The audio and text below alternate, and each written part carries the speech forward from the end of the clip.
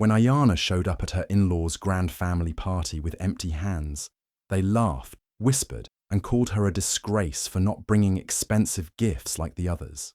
Her heart broke quietly, as even her husband looked away in shame. But just when they thought they'd humiliated her enough, a black stretch limo pulled up outside, and the man who stepped out left every guest speechless, especially when he called Ayana the woman who saved my life. What followed turned the entire evening upside down and changed Ayana's destiny forever. Ayana was a kind and gentle woman, but life had not been easy for her. She came from a simple background and worked hard just to make ends meet. But after marrying Lutho, she found herself trapped in a world that made her feel small every single day. The Dlamini family, her in-laws, were rich and proud. They loved to show off their wealth, wearing the latest designer clothes, driving expensive cars, and giving out costly gifts at every family event. For them, appearances were everything, and poor Ayana, no matter how much she tried, could never match their flashy lifestyle. Every time there was a family gathering, Ayana's heart would sink. She would stand in front of her small wardrobe, feeling ashamed that she had nothing grand to wear. She couldn't afford the shiny gifts they expected, and she knew they would look at her with those judging eyes. It was like walking into a lion's den every single time. The whispers behind her back, the fake smiles, the little laughs, they all cut deep. But what hurt Ayana the most was her husband, Lutho. He saw everything. He knew how his family treated her, yet he never said a word. He would look away, pretend not to notice, just to avoid any fight with his powerful relatives. Ayana often wondered if he was ashamed of her too. Her heart broke a little more each time he stayed silent. She felt alone, even when standing right beside him. No one stood up for her. No one said, enough. And so, Ayana carried the heavy burden of trying to fit into a world that never accepted her, silently struggling with no one on her side. The day of the big party arrived, and Ayana's heart was heavy. Mama Dlamini, her powerful and proud mother-in-law, had planned the grandest celebration the family had ever seen. The house was shining like a palace, with golden decorations and the finest food spread out for important guests, politicians, business owners, and all the rich people they wanted to impress. Everyone was expected to dress in the latest fashion and bring expensive gifts to show off their success. For the Dlaminis, this was not just a party, it was a competition of wealth. Ayana stood in front of her small mirror, feeling the tight knot in her stomach. She had no fancy dress, just the same simple gown she'd worn before. And worst of all, she couldn't afford any gift, not even a small one. She told herself, it's okay, my presence should be enough. I'm family. With shaky hands and a hopeful heart, she walked into the glittering event, praying no one would notice her empty hands. But they noticed. Oh, they noticed. The moment she stepped inside, the whispers began. Women in sparkling dresses glanced at her and smirked. Some covered their mouths and giggled. Their eyes ran up and down her simple clothes, and then down to her hands carrying nothing. Ayana could feel the heat rising in her cheeks, but she kept her head down, pretending not to hear. It didn't stop there. Her own in-laws, the Dlamini family, didn't hide their cruelty. Aunties with heavy gold jewelry chuckled loudly and said things like, some people come to take, not to give. Another cousin laughed and asked in front of everyone, Ayana, did you forget your gift at home? Or is this your gift, just your presence? Laughter exploded around the room. Ayana's chest tightened. She looked around for her husband, Lutho, hoping he would stop them. But he stood by the drinks table, eyes glued to his phone, pretending not to hear. That silence cut deeper than the laughter. As the mocking grew louder, Ayana felt her heart breaking. She wanted to disappear. She had come with hope, thinking her love and presence would be enough. But in this family, kindness meant nothing. Only money spoke. And tonight, they made sure she knew just how little they thought of her. It was the night that pushed Ayana closer to her breaking point. The laughter grew louder, and Ayana felt smaller with every second. The rich women at the party gathered in a circle, flashing their diamond necklaces and gold bracelets. They showed off designer handbags, each more expensive than the last. One woman waved her shiny watch and said loudly, "This costs more than some people's entire life." The others burst out laughing, and their eyes quickly shifted to Ayana. Another woman, with long painted nails and a cruel smile, looked Ayana up and down and said, "Ayana, where is your treasure? Or did you leave your wealth back in the village? The crowd chuckled, and Ayana's face burned with shame. She tried to smile weakly, but they didn't stop. One cousin, sipping on her drink, leaned in closer and asked in a mocking voice, "Tell us, Ayana, does poverty run in your family? Is that why you couldn't even bring a small gift?" That question hit her like a slap. Ayana's hands trembled. She turned her eyes toward her husband, Lutho, silently begging him to say something, anything. But Lutho stood frozen, his face blank, pretending not to hear. He avoided her gaze, choosing instead to check his phone like he wasn't part of the scene. That silence from the man who was supposed to protect her, it hurt more than all their nasty words combined. Ayana felt her heart sink deeper. She wasn't just alone, she was abandoned. The women kept laughing, their voices sharp like knives. Ayana could feel tears threatening to fall. Not wanting to give them the satisfaction of seeing her cry, she turned quickly and walked away, her vision blurry. She stepped outside into the cool night air, finally letting the tears fall. Her chest ached as she gasped for breath, her heart heavy with pain. She leaned against the wall, her mind spinning. "Is this my life now?" she thought bitterly. "Did I make the biggest mistake by marrying into this family?" The dreams she once had of love, respect, and belonging felt like a cruel joke now. All she had done was try her best, but nothing was ever enough for them. As the music and laughter continued inside, Ayana stood outside, broken and questioning everything about her life. Tonight, the humiliation had reached its peak, and deep inside, something in her began to crack. Just when Ayana thought the night couldn't get any worse, something strange happened. As she stood outside, wiping her tears and trying to catch her breath, she heard the loud hum of an engine. Everyone inside the house turned their heads too. A sleek, shiny black limo slowly pulled up right in front of the grand driveway. It was long, spotless, and the kind of car you only see in movies or on TV. The party music even seemed to lower as people's attention shifted. All eyes were now on the mysterious car. Whispers started immediately. Who could that be? Is it a celebrity? Maybe a government official? People rushed toward the entrance to get a better look. Even Mahmud Lamini, who had been busy bragging about her golden cutlery, paused mid-sentence and hurried outside with the others. The air was thick with curiosity and excitement. Ayana, still standing quietly near the side, peeked through her tears, her heart pounding for no reason she could explain. Then the driver, dressed in a neat black suit with white gloves, stepped out. He walked around the limo, every movement calm and smooth, adding to the suspense. The crowd held its breath as he reached for the door handle. With one swift motion, he opened the door wide, and out stepped Zuberi Maseko. Gasps filled the air. People couldn't believe their eyes. Zuberi Maseko, the billionaire, the man whose face appeared on magazine covers and charity events. He was tall, confident, and dressed in an expensive-looking suit that screamed success. The entire atmosphere changed in an instant. People who had been laughing at Ayana just minutes ago now stood frozen, their mouths open in shock. "Why is he here?" someone whispered.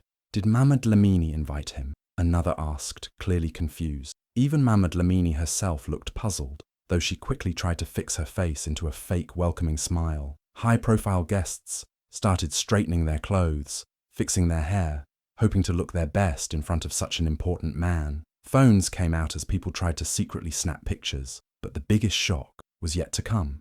Zuberi didn't look at Mahmud Lamini. He didn't greet the rich guests or the flashy women showing off their jewels. Number. His sharp eyes scanned the crowd until they landed on one person, Ayana, and without a word, he started walking straight toward her. The crowd parted like the sea, stepping back in confusion and awe. Ayana, still wiping her face, froze when she saw him coming. Her heart thumped loudly in her chest. "Why is he looking at me?"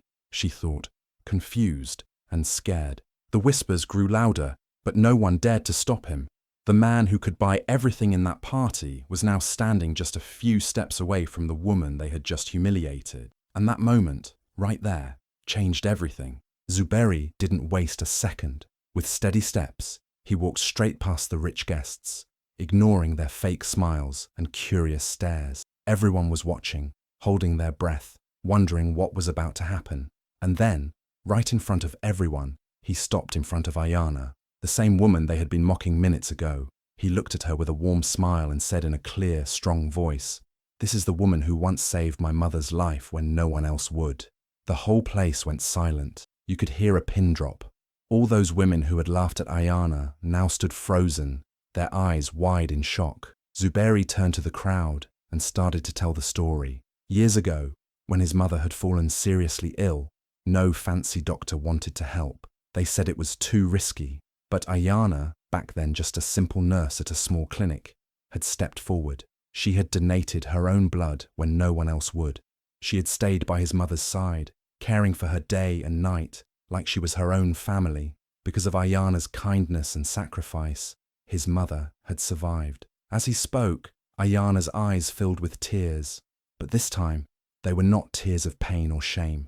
They were tears of relief, of long-forgotten pride. The same people who had called her poor and useless were now hearing the truth about her heart and bravery. Then, Zuberi dropped the biggest surprise. He said, "I have come here today to personally invite Ayana to join the board of my foundation as an honored member."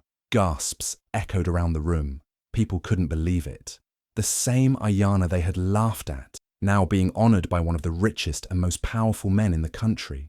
Zuberi smiled at her again and added, "Your kindness changed my family's life. Now, it's time the world knows your worth." Ayana stood there, her hands shaking, her heart pounding. For the first time, she wasn't the butt of the joke. She was the center of respect, of honor, and the people around her, including her in-laws and those proud women, could only stare in silence, their faces red with embarrassment. In that moment, everything changed for Ayana. Suddenly, the whole mood at the party changed like magic. The same in-laws who had laughed at Ayana just moments ago were now all smiling at her with fake sweetness. Their eyes, which once looked down on her, now sparkled with pretend admiration. Mama Dlamini, who had always treated Ayana like she was less than nothing, quickly stepped forward with a big grin plastered on her face. She grabbed Ayana's hand and said loudly, so everyone could hear, "I always knew Ayana was special. She has always made this family proud." People around started nodding and clapping, acting like they had supported Ayana from the beginning. Cousins who had refused to sit near her were now squeezing close, trying to get in pictures with her. Aunties who had called her poor and useless now called her our shining star. Their voices were sweet like honey, but Ayana could see through the lies. She could feel that their smiles were fake, their praises empty. They were not happy for her. They were just desperate to share in her sudden fame. Mama Dlamini wasn't done. She turned to Zuberi with wide eyes and said, "You know, Ayana has always been a gem in our family. We have supported her every step of the way." Her words dripped with false pride, as if she had been Ayana's biggest fan all along. But deep down, Ayana remembered how this same woman had laughed at her giftless hands earlier that evening. More family members joined in, suddenly begging Ayana to introduce them to Zuberi. "Please, Ayana, just one photo with Mr. Maseko," they pleaded, pushing each other aside to get closer. Some even called her our dear Ayana and the pride of the Dlamini family, as if their cruel words from before had vanished into thin air. Ayana stood quietly, watching their desperate faces. She could feel their fear of missing out, their greed shining through their sweet words. They didn't care about her. They only cared about the doors she could now open. In that moment, Ayana understood everything clearly. Their sudden change wasn't love. It was selfishness. And this time, she wasn't going to let them use her again. That night, when the party ended and the house grew quiet, Lutho finally found the courage to face Ayana. He walked into the room where she sat alone, her face calm but distant. For a moment, he just stood there, struggling to find the right words. Then, with his head hanging low, he whispered, "Ayana, I'm sorry." His voice shook as he admitted, "I was weak. I should have stood up for you. I should have defended you when they mocked you, but I was a coward." Ayana looked at him, her eyes tired from everything she had endured that day, not just today, but for years. Lutho's apology was late, and deep inside, she knew it. She listened quietly as he poured out his guilt, saying he felt ashamed for letting his own family treat her like dirt while he stayed silent just to avoid problem. He confessed that seeing her honored by Zuberi made him realize how small and selfish he had been. But as Ayana sat there, she felt something inside her heart had changed. Once she would have cried and hugged him, feeling relieved to hear those words. But now, after everything, she knew better. She had seen today where true respect comes from, not from fake smiles or late apologies, but from people who stand by you without fear, even when it's hard. She nodded at Lutho's words, but her heart felt distant, guarded. She spoke softly. I hear you, Lutho, but I can't forget so easily. Respect. It's not in words, it's in actions. Lutho looked pained, realizing that his apology, though sincere, might not be enough this time. The silence between them grew heavy. Ayana turned her eyes away, deep in thought. She wasn't sure what tomorrow would bring, but one thing was clear. She would never let anyone, not even her husband, make her feel small again. Ayana thought long and hard before saying yes to Zuberi's offer, but deep inside, she knew it was time to step into a new life. So, she accepted. From that day, everything began to change. Ayana started working with Zuberi's foundation, traveling to different places, meeting important people, and learning new things every day. For the first time, people looked at her with respect, not because of her clothes or money, but because of her kind heart and hard work. Everywhere she went, her name was mentioned with pride. People called her the woman with the golden heart, the one who once saved a life and now lifts up others.